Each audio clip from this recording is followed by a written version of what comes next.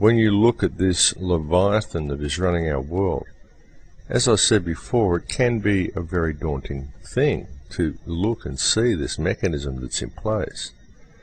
But you've got to understand as well that there is a great many people that are speaking out about this stuff, and we are making a difference. Look at what happened with the swine flu.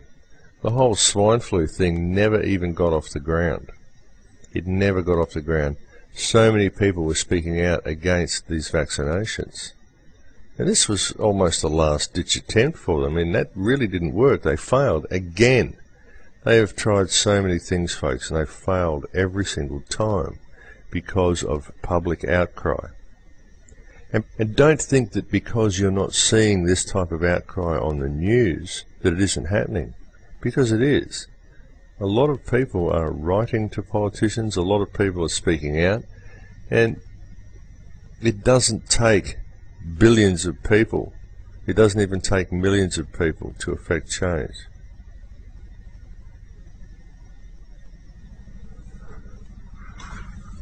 Now what's that? Well, it looks like I've got a helicopter over my house. I might just have a look at this, folks.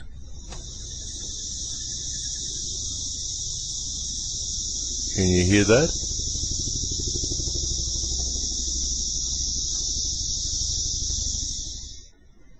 Well, that was an interesting little interlude, folks. It seems that all nations have black helicopters these days. So that was directly over my house. I don't know whether it actually has anything to do with me. I didn't manage to get it on film. It was gone through the trees before I could get it. But if it comes back, I'll see if I can get a shot of it. They try so hard, folks, and as I've often said to people, I believe that there's a very good possibility that things need to get a good deal worse in order for them to be able to get better. This was some of the relevance that I found in the quote that I used to open the show today. In saying that things may get a little worse before they're going to get better, there are certainly a lot of things happening that indicate that things may be heading for a pretty bad state, and that things may actually get a good deal worse before they get better. There is talk all through European newspapers and European news services about the massive troop build-up that appears to be happening within the United States. There is talk that Obama wants to have up to 1 million troops on the streets of America by early 2010, and it would almost seem that Obama's talk about bringing troops home to the United States was actually to bring them home to deploy them on the streets. I don't know whether this has been confirmed by internal sources, but there seems to be a great deal of talk about this issue on European news services, so one really must wonder about this. And I believe it's a very important time for people to begin to establish the connection they have to each other and understand that this is all contrived.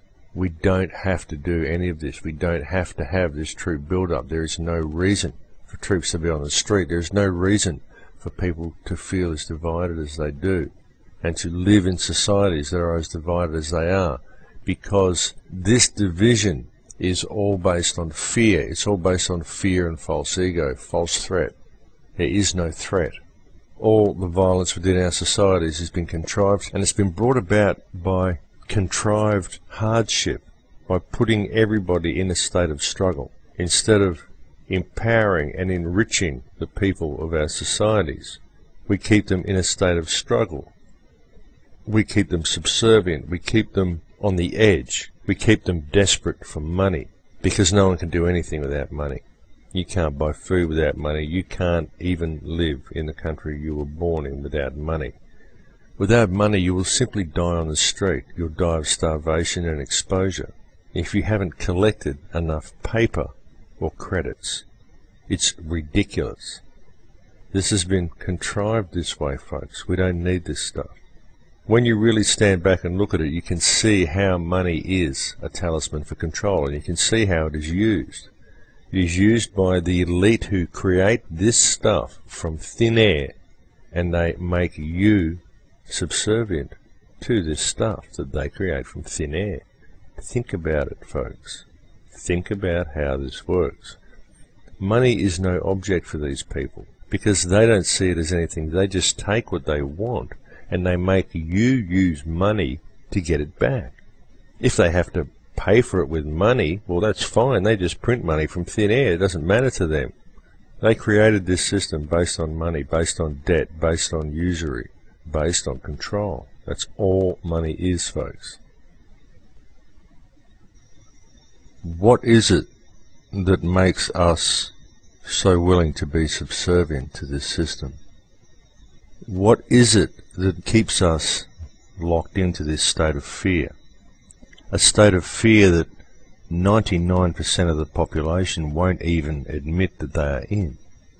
And yet if you stand back and look at any of these people's lives, you find they live their whole life in fear of paying bills, in fear of losing their house, in fear of not having a job, in fear of not looking nice to their partner, in fear of being seen as an outcast of society, in fear of peer group pressure, in fear of everything.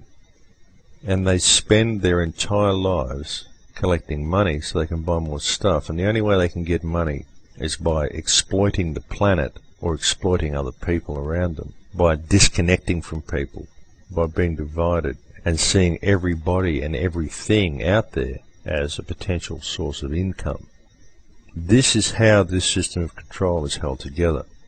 And the power is taken away from these people, and trinkets are dangled in front of their eyes. And when you've taken everything away from these people, you've taken all the power away from them, all the power that they truly hold as human beings. Then when you dangle trinkets in front of their eyes, these trinkets become attractive. People see that having more trinkets gives them more power. But it's false power. It's not power at all. It's a replacement for the power that's been taken from them. You can have more stuff. You can have more social standing within your community that we control. We'll give you a bigger sandpit to play in. And in order to do this, in order to have more trinkets, in order to have a bigger sandpit, we will comfortably turn our back on everything that's going on around us. We will consider ourselves aloof. We will consider ourselves better than our neighbours. We'll ignore what's going on in Africa, ignore what's going on in third world countries. We need that oil. We need to maintain our lifestyle. Oh yes. This is the attitude that's promoted, and really what we are given in return for our subservience to this system is trinkets. We're given trinkets. We're given no real power. We're treated like pets. If we do the tricks that the ruling elite want us to do, and we perform the way they wish, then they give us more toys to play with. Why do we allow this to happen? And the only way this system is perpetuated and kept in place is because of our subservience to it, our compliance with the system. If we are not given more trinkets and toys, then another option for human psyche is to be given power over others. And so we see the build-up of political organizations, police forces and military establishments. The people within these establishments get to feel important because they can control the rights of other people. But really they're just controlling the rights of themselves. None of these people have to do what they're told to do either.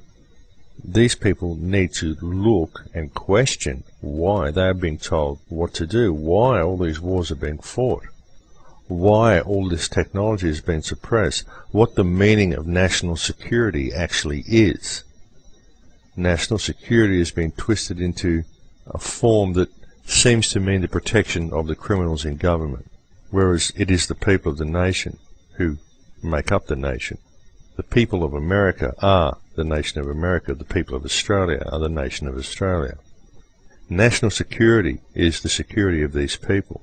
And the biggest threat that the people in all nations, Western, Eastern, all of them, whether it's a nation in Africa or whether it's a nation in Europe, whether it's the United States, whether it's Australia, whether it's England, the biggest threat the people in all of these nations face is the threat of their governments.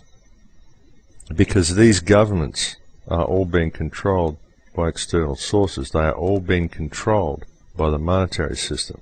They're all run by psychopaths.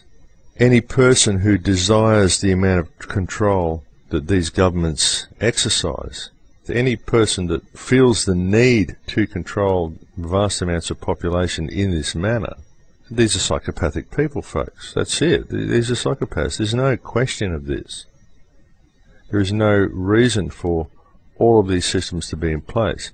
I mean, I can't see one thing that's been put in place by my government, one set of objectives or one set of rules or laws that has been put in place by this government in this country that actually benefits the people, that actually helps the people, that grants freedom to the people. There is none of this. Laws are not there to preserve freedom. Laws are there to remove freedom. And these laws are made by people that we have relinquished our power to.